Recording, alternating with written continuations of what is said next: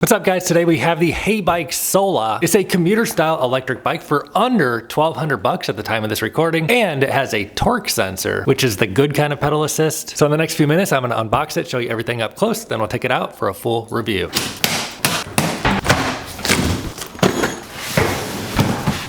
The whole thing only weighs 50.7 pounds. It's not the lightest bike I've reviewed, but it's not the heaviest either. It's got a relatively very wide and squishy seat. The 2.1 inch wide gumwall tires have a matching surface to the seat, as well as the grips. Looks like they sent me the white frame, but there are two other options available. Looks like the fork does not come pre-installed, so a couple extra assembly steps compared to bikes I've recently reviewed. We get mechanical disc brakes and drilled rotors. The 500 watt hub motor is branded HeyBike. Unpacking it a bit more, we see a little hint of flavor, a little bit of style down here. No ugly weld marks up here. Quick release seat, Sola. It's got eyelets back here for a rear rack. Keys. Comes with a 12 amp hour 48 volt battery, 576 watt hours of energy. It's a medium sized battery, but for a 50-pound bike with a torque sensor, you don't need maybe a huge battery. I wonder how fast it'll charge. Comes with a 2 amp charger. That means if you ran the battery down to zero, it takes 6 hours to charge. Fork install is simple. No fenders helps keep the weight down. Even though you have to put the fork on yourself, the handlebars come pre-installed, so that saves you a bit on the installation. You get a headlight up front, 7 basic gears on the back, Shimano tourney derailleur, basic pedals. You can actually rotate the handlebars up about 30 degrees in either direction. Pretty cool little feature. And up front, you get a little bundle of wires. Ergonomic hand grips with faux leather. Thumb throttle is on the right, which keeps your left hand free for signals. 7-speed Shimano shifter. Mechanical disc brake levers feel okay. There's a tail light that you hold this button to turn on. It's not attached to the battery, so the light will work if you don't have the battery plugged in. Drop this battery in. Here's the charge port. Here's the display. Let's try it out. Powers up. It's got a backlit display. Bluetooth. We'll have to try the app out. I'm gonna try the horn. Loud horn. Headlight. You get 5 levels of pedal assist. Tells you the battery in terms of a voltage, which I always love to see. 54 is full, so we can see this little indicator isn't exactly correct. Odometer, power watt meter, love to see that. Distance, watts is the most useful to me. And this will tell you your max speed, average speed, and current speed. Here's what the light looks like from the front. It's pretty bright light. And here's what the light looks like from the other side. I'm using throttle on pedal assist 0.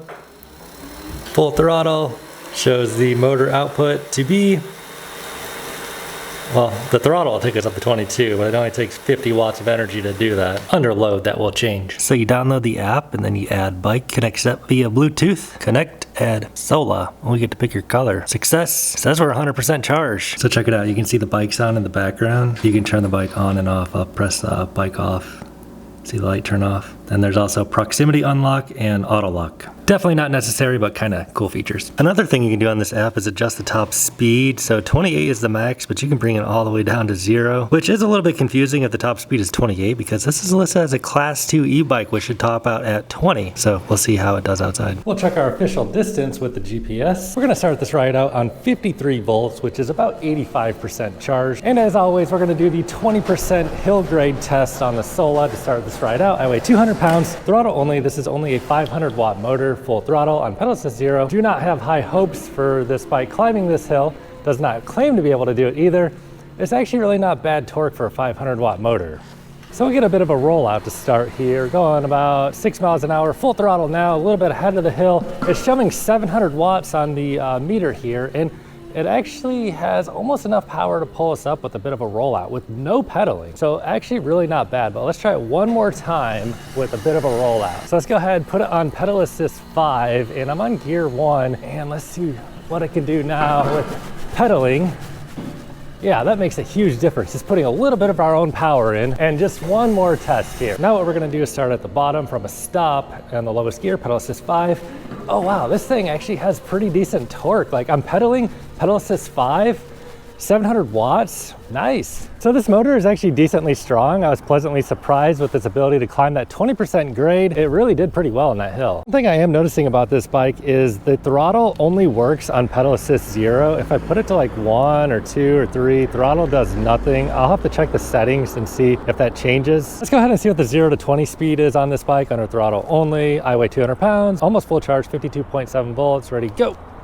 It eases on the throttle to start, ramps up power nice and gentle, 700 watts, getting up to 15, 16, 17, 18, 19, and 20. It cuts you off right before 20. So that's the 0 to 20. Definitely gets you up to speed at a respectable speed. Commuter friendly. It's not like exhilarating, but you know, it's cool. You might hear a little bit of rub there on the front brake. It's not perfectly aligned out of the box. That's one downside of mechanical disc brakes. You have to do a little more maintenance on them. But really where this bike shines is its torque sensor, and it's relatively lightweight. So it weighs 50 pounds. You see there's no suspension on the bike. That helps keeps the weight of the bike down. It's a little bit more of a rigid ride, but it does have these big meaty tires that are, you know, they're meaty. They help absorb bumps, but they're not like excessively huge, like 4-inch wide tires. So it keeps the weight of the bike down while also giving you a little bit of suppleness in the ride. But the torque sensor is where this bike is really going to shine, I think. So let's go ahead and try pedal assist 1 on gear 1. It really makes a huge difference. As I mentioned in some of my recent videos, the way a torque sensor works compared to a cadence sensor, on the contrary, is the harder you press on the pedals, the more assistance the bike gives you. It makes for a very intuitive feeling ride, very natural feeling ride, whereas cadence sensors can feel kind of barbaric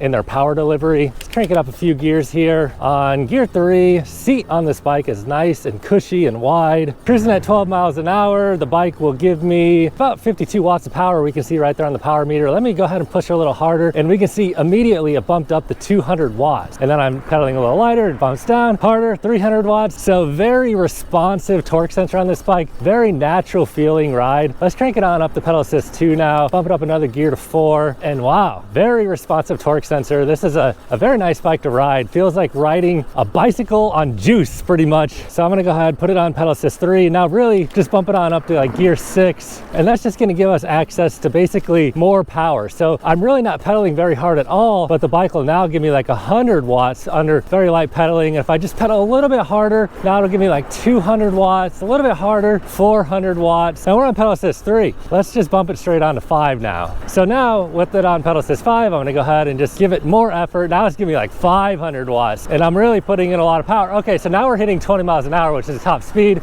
and it starts kind of throttling us. Since this is a class 2 e-bike, it's not gonna help you beyond 20. Let's slow it down a bit. It is mechanical brakes. They actually, you know, they feel fine compared to hydraulic brakes. Hydraulic brakes are definitely better, but mechanical do have their advantages. You don't have to worry about ever bleeding these brakes, and you might have to do like more regular maintenance on these brakes, but the maintenance is a lot simpler on mechanical brakes. So on pedal assist 5, from a stop, let's go ahead and pedal a little bit, and wow. Yeah, it really kicks in power very quickly there. It's giving me 700 watts. You know, this motor does not max out at 500 watts. It's 500 watts of nominal power, and it'll peak out closer to 7, it appears. Let's go ahead and slow it down again. I wish this bike would give us power beyond 20. So Shimano shifter, these things all work about the same. They're good. All right, pedal assist 5. On the saddle, 700 watts. Yeah, it peaks out at about 700. And this thing will get you up to speed pretty quick. You can feel that motor boosting you on the juice. So really, I'm pleasantly surprised by this bike, honestly. I wasn't too excited when it came in the mail. I've been sitting down the mail room for a couple weeks now, but this bike is genuinely fun to ride, and the torque sensor response is impressive. Despite its lack of suspension, the ride doesn't feel too bad. We're gonna go ahead and take it off-road here a little bit. This thing isn't really meant for riding off-road, but we're gonna tackle a pretty steep hill that another bike has failed me on. So we'll find out if this thing can actually do a long steep hill or not. So not really this bike's forte to be doing off-roading stuff, but with these wide tires, it can certainly do it. And the seat has a lot of squish to it, so that's really helping. Kind of losing traction a little bit here, but yeah, we're doing fine. The motor's pulling me right up this hill just fine. Downshifting another gear, we're doing okay. That's not the big hill I'm talking about. The big hill is coming up. So we'll be on pavement here for a minute, and we're on a 12 amp hour battery. So they claim, oh shoot, what did they claim? 45 miles of range, I believe. Feels about right. One thing about a torque sensor is because of the way a torque sensor delivers power, it's a lot less abrupt generally than cadence sensors. So you're gonna see more range on a torque sensor in general compared to a cadence sensor, especially like the barbaric cadence sensors. Like, I don't want to throw any companies under the bus, but some of these cadence sensors, man, Like if you put on pedal assist 5 and you're going like 5 miles an hour and you have it in pedal assist 5, if you just start pedaling, it'll basically floor it until you get to top speed, no matter how hard you pedal. As you can probably know, just like in your car, if you floor it everywhere you go, it's gonna drain your battery really quickly. So the big difference is, you know, a torque sensor, you can be on pedal assist 5 and you can just pedal lightly, and you can see the motor's giving me only 200 watts. So you can pretty much just ride around with this thing on pedal assist 5 all the time, and it's not gonna be flooring it like non-stop. And it certainly makes your ride a lot easier and also feeling intuitive and natural with the torque sensor. Here comes the hill we're about to do. That is a pretty steep hill, as I mentioned. Another bike completely failed me on that hill that cost actually more than this bike. But rolling into it, this bike I'm feeling comfortable on. These ergonomic style grips are always more nice to me anyway than like round grips. Seating position is nice at 6'5". I'll show you guys my leg extension in a moment. But just because this motor is 500 watts, it doesn't really mean anything. The controller is what really matters. So we're gonna be on pedal assist 5 here and see what this bike can do if it's up for the challenge of this hill. And it's giving me 500 watts. I hear it working, do you? So it's possible something could give out on me here.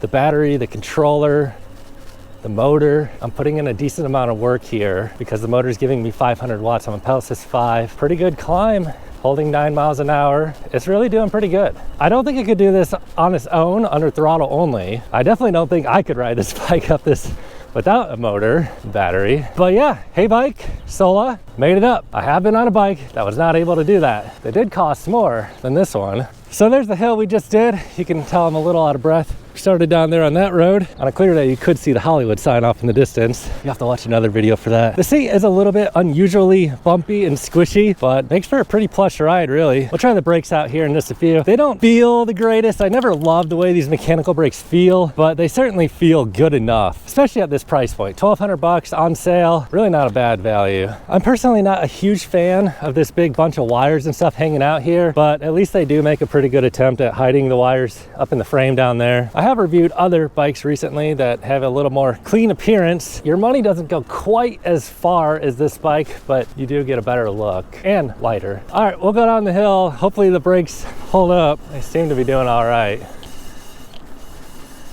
I don't want to gain too much speed. You know what could happen if we gain too much. You know what? Let's go ahead and try this hill on throttle only. Get a little bit of a running start. I don't think it's going to be able to do it, but we'll let it try at least. 700 watts, 680. It's pulling. It's trying. Wow. I'm actually surprised. 680 watts, throttle only, holding 7 miles an hour. I'm actually pretty surprised that this bike is able to do this. I don't know if we'll be able to get around the side here or not. Thank you. Sorry. Here we go. Keep on going. Oh man, I need to give it a little bit of pedal assist maybe. It's struggling. Still not pedaling though. This is a torture test. I really did not think this bike was gonna be able to do it. 500 watts nominal, but it's been pulling 670, 620 for, I don't know, what, a minute now? All right, HeyBike.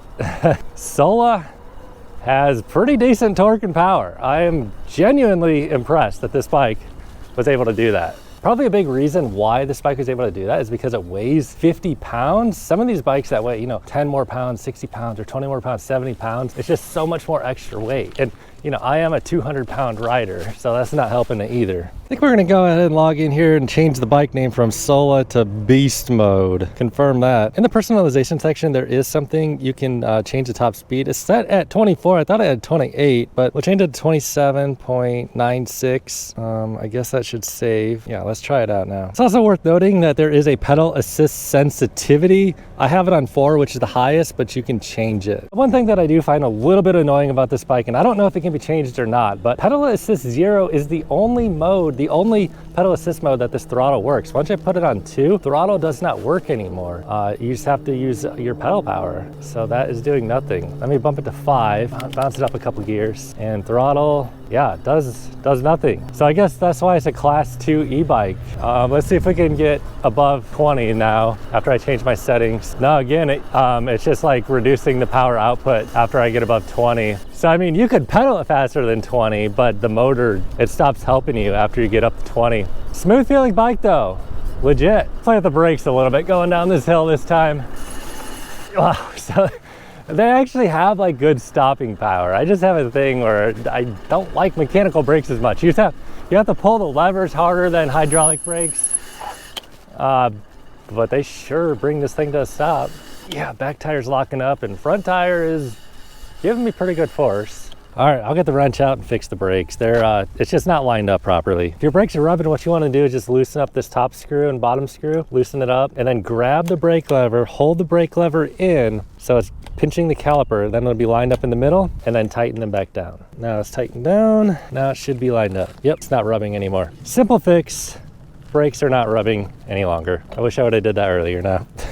Sorry guys. Oh, load capacity, it says max weight is 300 pounds. Website also says recommended height is 5'4" to 6'5". I am the max height of 6'5". Minimum inseam of 32.3. That doesn't seem like it adds up. My inseam is 34. Here's what my pedal stroke looks like with the seat on pretty much max height. This works for me. I would like the seat to come up a little bit higher. You can always get a longer seat post for this bike if you're not getting quite the proper leg extension. I'm fine riding like this, but you know, in theory, leg extension should probably be about another 1 to 2 inches for a 6'5" dude with an inseam of 34. Let's listen to the horn out here in peaceful nature. All right, nobody's around, let's try it. It's loud enough. It's not like one of those excessively loud ones. All right, let's try a brake test from 20. Pretty decent brakes, really. The levers don't feel amazing because they're mechanical brakes. Hey, they get the job done. We are on, I believe, 180 millimeter drilled rotors. They're fine. Really, the problem with mechanical disc brakes running smaller rotors is on the heavier bikes. A 50-pound bike does fine with these brakes. The gear ratios on this bike are nice. I'm finding it comfortable cruising on gear number 6, going 15 miles an hour, and once I get up to 20, I don't feel like my legs are turning over too quick or anything. All around, this seems like a pretty decent commuter bike. 40 minutes, did a distance of 5.7 miles. We brought the battery from 53 volts down to 50.6 volts. As you can see here, showing the battery is still fully charged. That's not true. If we pull up a voltage conversion chart, 48 volt conversion chart, 53 volts where we started is 90% charged. 50.6 volts is 75% charged. We lost about 15% of the battery over the course of just under 6 miles. It's a 12 amp hour battery on a 48 volt system. That gives us 576 watt hours of energy, and they say you can do up to 45 miles with pedal assist. 45 miles might be a little bit of a stretch, but it is a torque sensor, and with the torque sensor and a relatively lighter electric bike at 50 pounds, I could see you getting some pretty good range out of this bike, especially if you're running the lower pedal assist and putting in some of your own pedal power and not relying on that thumb throttle, which is kind of easy not to do since you have to be on pedal assist 0 to use the throttle. So who isn't this bike for? It's not for you speedsters out there. You know, it's only a 500 watt nominal motor, although we do see it can run 700 watts. So if you're looking for something that goes like 28 miles an hour or faster, you're gonna need to look for a class 3 e-bike. I was actually pretty surprised with the hill climbing ability of this bike with the 500 watt motor. I really did not think it was going to be as good at hills as it actually was. The looks, well, that's subjective. I like the gum wall tires, and I think that the seat and the grips like tie together nicely with that. One thing that they could have done a little bit better is clean up this mess in front, but hey, what are you going to do for 1,200 bucks on sale? Really not terrible. If you're interested in the bike, I have a link below this video. Any sort of discount I can offer you will be down below the video in the description box. Of course, that would help support Tailheavy TV and my reviews here. However, if this is not the bike you're looking for, you can watch this video next. Thanks for watching, guys. Give me a like, drop a comment, catch you next time.